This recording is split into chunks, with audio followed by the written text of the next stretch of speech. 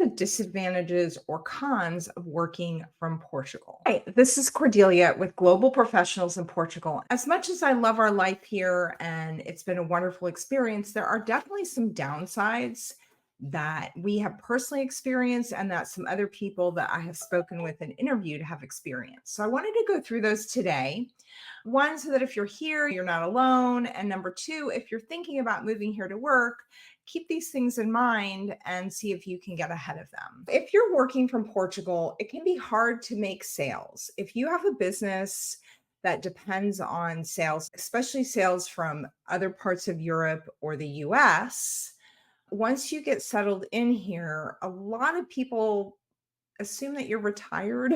And so you have to go way out of your way to let people know that you are not retired. So it can be hard to make new sales if you are in Portugal and your clients are in other countries. Some things you can do to mitigate this. Number one is make sure you're very active on social media, especially LinkedIn. And then, of course, whatever you did to build up that pipeline before you moved here, you want to continue those activities, even if it means trips to the other country occasionally for conferences or meetings or lunches so that people keep you top of mind. For people who come here either with a job or a 1099 type arrangement where their employer is paying them to work from here, something that can happen is that companies say they're okay with this arrangement and then over time they change their mind. Sometimes they might change their mind because of the work that you do. Other times they can change their mind for a reason that has nothing to do with you personally or your work product. I've heard of cases where companies say, oh, sure, we'll pay you as a 1099 and you can live wherever you want and it's all good. And then a year later, they hire a new accountant or somebody has lunch with somebody and they get concerned about their liability for taxes having 1099 employees in Portugal. And even though there hasn't been a lot of cases where Portugal came after companies are getting advised that they have this risk and liability, and they're not always comfortable with it. So they might say, look, we said you could do the 1099 thing, and now you can't. So you either need to move back or find another job. The other thing that can happen, in addition to companies changing their mind, is that they may decide to open a Portugal office. So let's say you work for a company that has offices in London and Berlin and New York. And so when you work here, you're essentially working out of one of those other offices, but you're just living in Portugal. But then they decide, hey, we're going to open a Lisbon office. That can lower your salary. Typically, companies pay different salaries in different locations based on the cost of living in that place. And Portugal salaries definitely are some of the lowest in Europe. So if a company opens a Portugal office and they transfer you, say, from the New York office to the Portugal office, you're going to stop making a New York salary and you're going to start making a Lisbon salary, which is going to be lower. One person that I know of, their pay was cut almost overnight by 70% because of this. The other thing that can be hard here is you don't have coworkers. Now, if you have been a remote worker before you moved to Portugal, you've probably already put in place some things to help you meet other colleagues in your business. Those types of organizations are harder to find in Portugal. They're not completely lacking, but there are just not as many of them. There's not as many business groups, especially once you leave Porto and Lisbon. I actually started one in my community. I know a couple other people that started business groups in their communities. It can get lonely here. As much as the community of immigrants and expats is very warm and welcoming, and we have made some amazing friends here. Having said that, a lot of the socialization here is geared towards retirees, which means that if you're working, say, however many hours a week you're working, and then if you're like me and you have a child and you have a life here, it's hard for me to get to all of these events. Now, granted, I'm a business owner, I can flex my schedule, but I still have to get the work done. The other component of loneliness is that it's one thing to have people that you go to a meeting, you meet very friendly people. Converting those people into actual friends say that you can call up when you're having a rough day, people that you have a deeper relationship with. It takes energy and time to make new friends.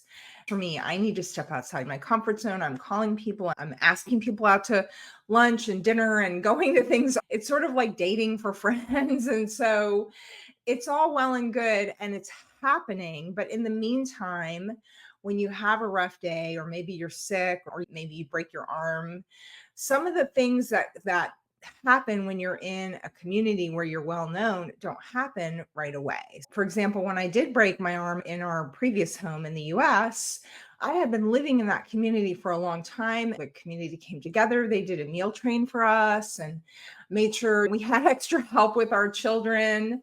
Now, when I had knee surgery here, everybody was very nice, but there was no meal train and we had to hire help. And so it's okay, but it is more difficult if these are all people that you've gotten to know in the last 6 months. You're not necessarily going to be comfortable saying, "Hey, can you give me a ride to my doctor's appointment because I can't drive?"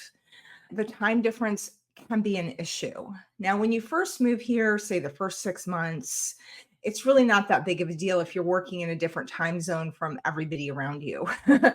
But there does come a point where you want to integrate more into the culture that you're living in. Let's say, for example, you do business on the East Coast of the United States from Portugal. It's only a 5 hour time difference, but that means that essentially it's very normal to have phone calls until midnight, Portugal time, for us in the East Coast. And then we have friends who have businesses where they're mostly working with the West Coast. And so they might have calls that go till 3 and 4 in the morning. Again, you can adapt, but it means that when some of the social activities are happening and people are going out to dinner and getting to know each other, you're working till 4 a.m. So the time difference can be an issue. Adjusting to a new country and working remotely is a lot of mental load.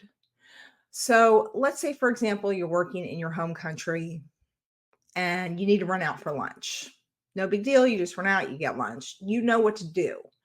Here, you're taking a break from work and you're like, okay, I'm going to go get lunch. And then you have to think about how to get lunch and where to get lunch and how lunch works. It can be a lot. Honestly, I've actually eaten at McDonald's more since I've moved to Portugal than I ever did in the United States. Because there's just sometimes when between work and having a child in school here and living here, paying bills here, doing everything here, even with all the modern conveniences, the mental load is so much that the last thing I just can't deal with, like going to a Portuguese restaurant or figuring out where to go or how to park or if I'm going to walk or make a reservation. I'm done and I just want to eat a meal. So I go to McDonald's. Don't judge me.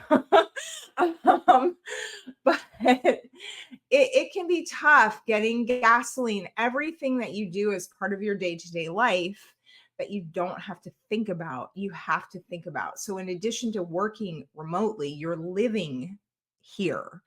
And every little piece of life involves your conscious attention. And it can just be a lot to deal with. The other challenge of working from Portugal is sometimes you can get a little bit of FOMO. So there's a lot of people who post, "Oh, I'm in Paris for the weekend. I flew to Oslo. We're checking out the Northern Lights." And I'm sitting here in my office thinking, how do people do that? There is this feeling there's people that are traveling all the time and somehow working. And sometimes it feels like, why didn't I go to Paris this weekend? Well, because I was really tired and I had a long week. The other thing is that you hear a lot about how cheap it is to travel. Once you get to Portugal, oh, it's so cheap. You can just pop here and pop there on the discount airlines and this and that. And that's just not true. It costs money to fly and it costs money to stay, unless you are somebody who wants to stay in a youth hostel or you don't mind staying in a, I don't know, dingy, moldy room, I guess. But for me, because I am working and parenting and living my life here, when I go away, I want it to be a break. And so if I have to stay in like a fourth floor walk up hotel, and every time I go out, I have to go up all those stairs and the room is icky and the bathroom is moldy, that is not a break to me. And there was a time in my life when I was a kid, young 20s, and I would have been like, who cares about my room? I'm in Paris. But now that I'm like a little more of an adult, I do care about my room. So it does cost money to travel. The other thing that's difficult about Portugal is that public transportation here is really not that great. So if you're thinking about the kind of European life and you're like, oh, I'm going to go and take the train to Madrid and take the train to Paris and the train here and the train there, you are not going to do that from Portugal unless you just are willing to spend a whole lot of time. The trains here do work. The conductors are lovely. The ticketing system is great. But unless you're going direct from Lisbon to Porto or back, all the other places in Portugal, and there's a lot of them, are slow. To give you an example, from the town that we live in to drive to Lisbon takes us a little over an hour, depending on where in Lisbon we're going.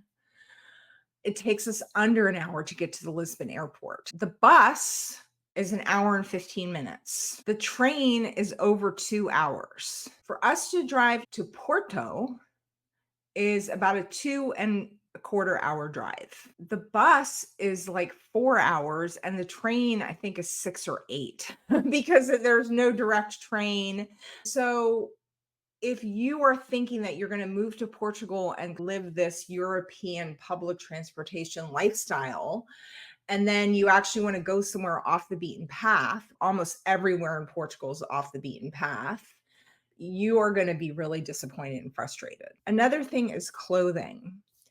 Depending on what your body is like, you may or may not be able to find clothing very easily here in Portugal. The Portuguese people, broad generalization here, tend to be more petite and shorter.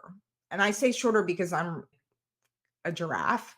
I have a family of giraffes. We have ginormous feet. And so we really have a hard time finding clothes in Portugal. It's not convenient. I still reorder the same thing from the States and have somebody bring them with them when they come, because it's just easier than trying to figure out how to order shoes from Germany. And if you're a curvy woman or a generously proportioned man, you're going to have an even harder time. Having a home office, both my husband and I work. If it would be very difficult if we were here all the time. Some people do it, good for them, but we rent a co-working space. We actually rent an office, not just a desk. And we are so grateful for that because it gives us a place to go to work, get out of the house. And also, it's one of the best ways we found to meet other working people, especially Portuguese people. As it is, as nice as it is to network with other immigrant and expat workers, it's really great to network and just meet our colleagues in Portugal. And the only place we have really found to do that, actually develop relationships, is through our co-working. We work at a place called Prontos, and it's a great community. It can be really hard when you're working from your home and you're living in your home, and it really can isolate you from the culture that you're living in. The Portuguese people are a very warm and friendly people, broad generalization. But that doesn't mean you're going to become BFFs with them. You still have to develop relationships over time. You could say that probably anywhere in the world, right? To get to the point where you're actually connecting with somebody and having a meaningful conversation, you have to see them over and over again. Working from home can be wonderful, but it can also really add to your sense of isolation and loneliness, and also isolation from the Portuguese culture. So these are all things that can add complexity to your work life here in Portugal. Overall, we're 100% thrilled that we live here. We love living here. It's good to have an idea of what can go wrong as well and what your challenges can be, so that number one, you don't feel so alone when you face them. And number two, you can hopefully get ahead of them a little bit. So I would love to hear from you. What are some of the challenges you face working from Portugal? How have you overcome them? Please comment below. And thank you so much for tuning in and being a part of Global Professionals in Portugal.